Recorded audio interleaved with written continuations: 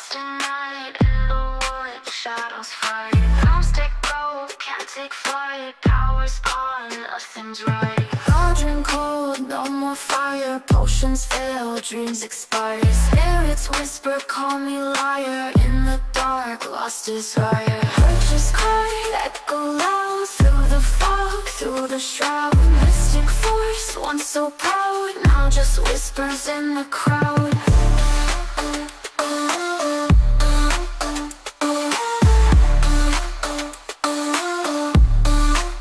Babalan TV.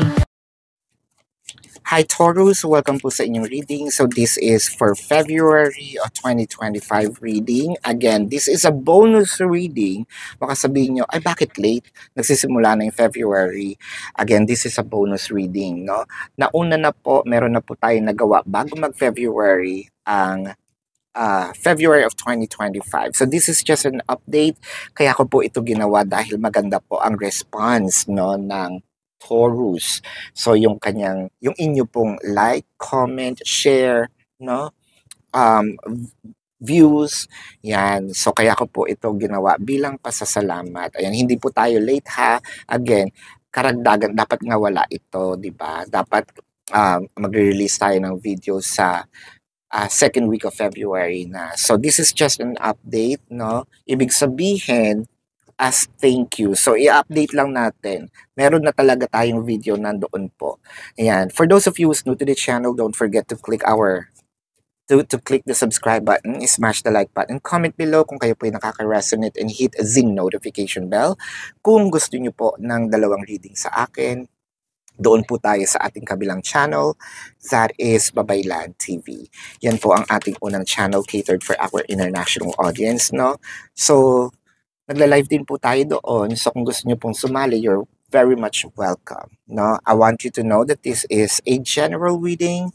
You may resonate with the entire reading or you may resonate with some bits and pieces of the reading. Take what's only yours. Magsimula na tayo. So parang meron ditong tao na sinasabi, alam mo, kaya na kitang panindigan.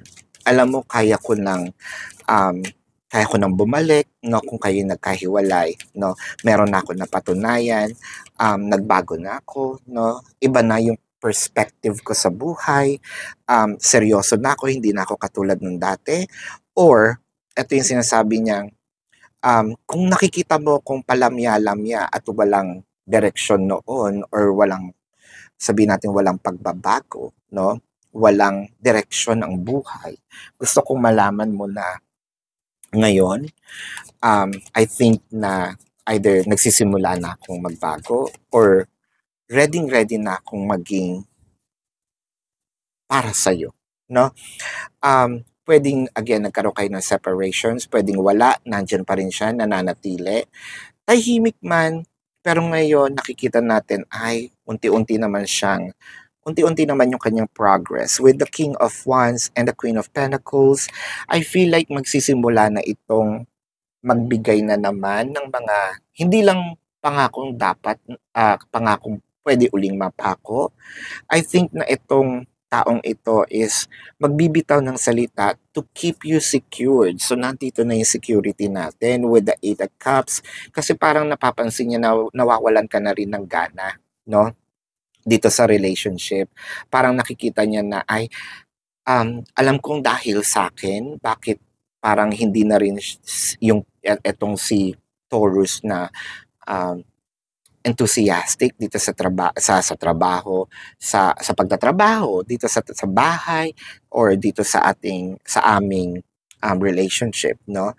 Nakikita niya na parang unti-unti kang humahakbang palayo, no? Energetically with the Ten of Cups. So nung parang ginawa mo ito, napansin niya na hindi ko pala kayang mawala, no, itong taong ito. Hindi ko pala kayang mawala si Taurus ko.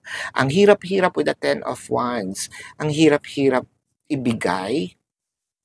Ang hirap ibigay na sa sarili kong kasiyahan, knowing the person is far from me or knowing the person is walking away from me.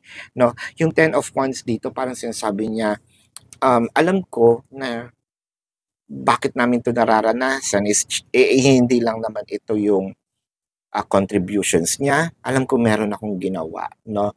This is a mutual effort.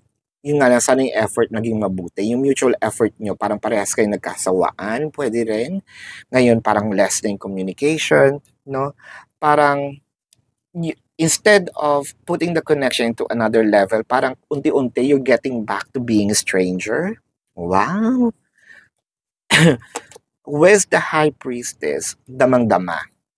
Damang-dama yung panlalamig. Damang-dama yung... Minsan siguro with the Seven of Swords, sinasabi mo dito na okay lang, mahal kita, pero with the yung energy, hindi na siya ganun kainit, no? Kasi may certain way of... Meron tayong certain magic kasi when we say I love you, ang ningning sa ating mata, no? Yung bagal, lagkit ng laway natin habang sinasabi natin yung touch, no? Syempre, naging familiar na yung tao when you say I love you. And iba na yung I love you, 'di ba? Parang iba na sa pandinig ko. Same word pero iba yung pakiramdam. Siguro dahil din nagloko itong person natin, no? Katulad ng sinabi ko, baka nga you were in a third party situation, whether you like it, whether you know it or not, like it or not.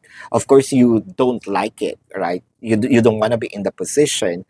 Kung alam mo lang, if you were placed in a third party situation, baka probably nagsinungaling ito at hindi niya sinabing may karelasyon pala siya, no?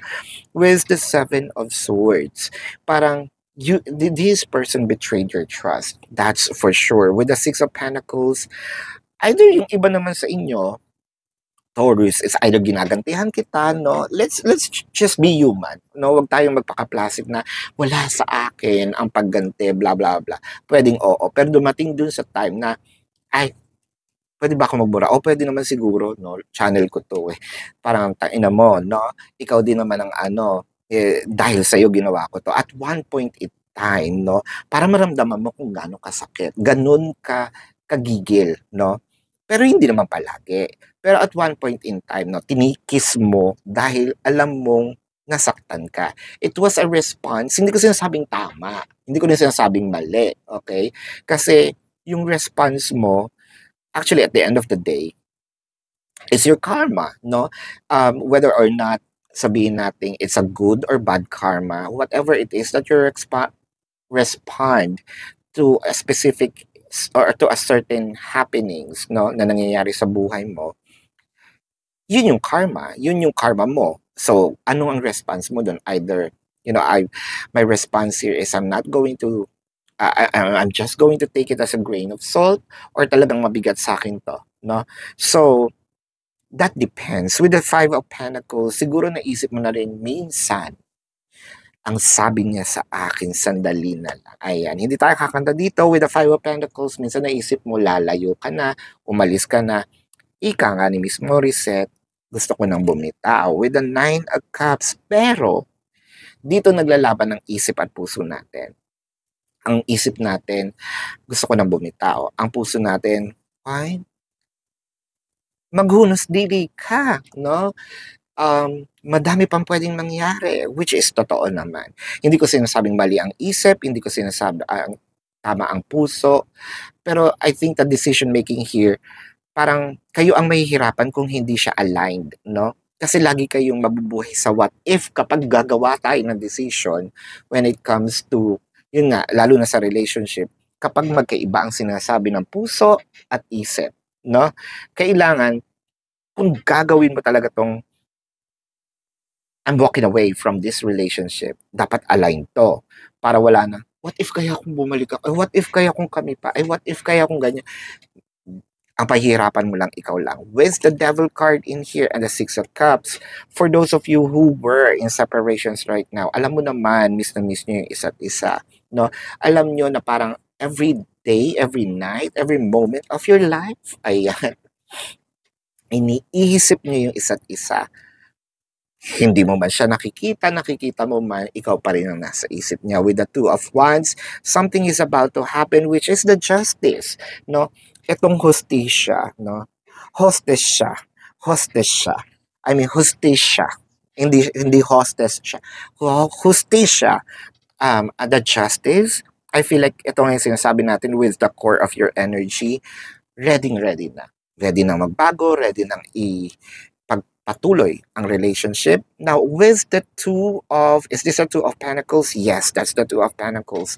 So, ikaw, kapag sinabihan kang nito ng taong to, sasabihin mo ay, to see is to believe. Yes, that's true. To see is to believe.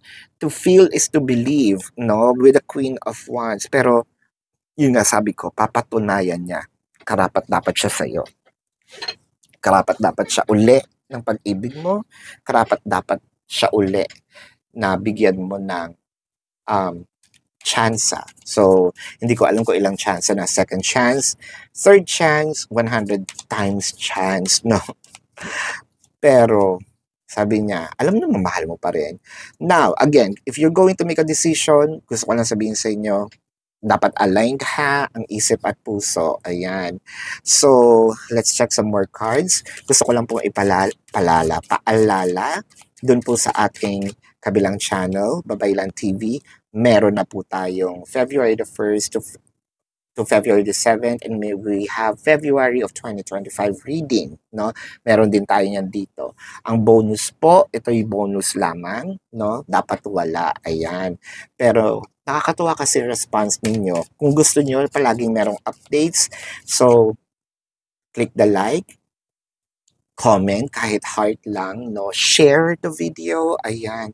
Share nyo sa wall nyo ba para makita niya na naiintindihan nyo sila, ayan.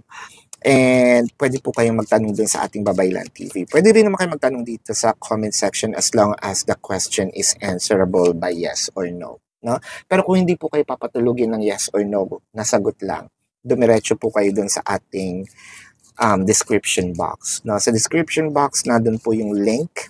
Click the link, you will be routed to my page, to my website. Nandun po yung information, question form, name, number, QR code for your reference. Ayan. So, nandun po yung amount per question, no? I also created a 4 questions plus 1. Take advantage of it. And if you want to book a private reading, nandun din po siya sa ating description box. So, with the eagle, nakikita natin dito na parang ready na nga siya to soar, no?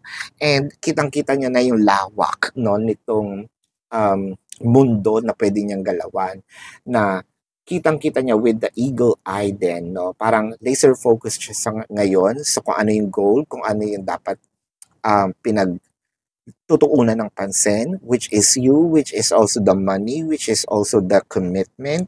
And I'm seeing with the reflections, nakikita niya na kung ano yung implications, no, ng kanyang ginagawa. Dati siguro, parang feeling niya, ay, wala naman akong ginagawa ang buti-buti ko. Pero the reflection itself, no?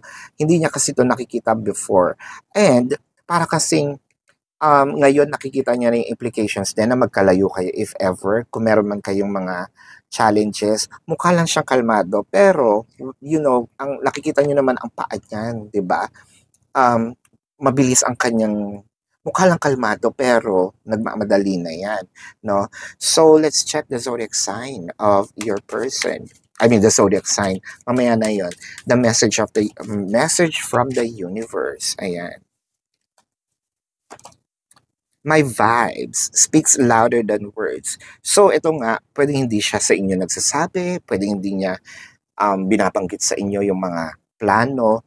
Bigyan nyo ng chance para mapatunayan kasi iba yung kanyang puso, iba yung sinasabi ng kanyang puso dahil ang kanyang puso ready na, no? Game na. So, tingnan natin ang zodiac sign ng inyong person. So, I'm seeing here, this can be their sun sign or a placement in their chart, alright? Para makita natin, we have Leo, Taurus, Libra, Pisces, Capricorn, Taurus, baka kapa-Taurus to, no? Sagittarius, Virgo, Scorpio, Cancer. Ayan, so this is your reading, love and light to you. Did I just said Sagittarius? Sagittarius, no, nandyan din. Love and light, namaste. See you po sa susunod na readings. Goodbye.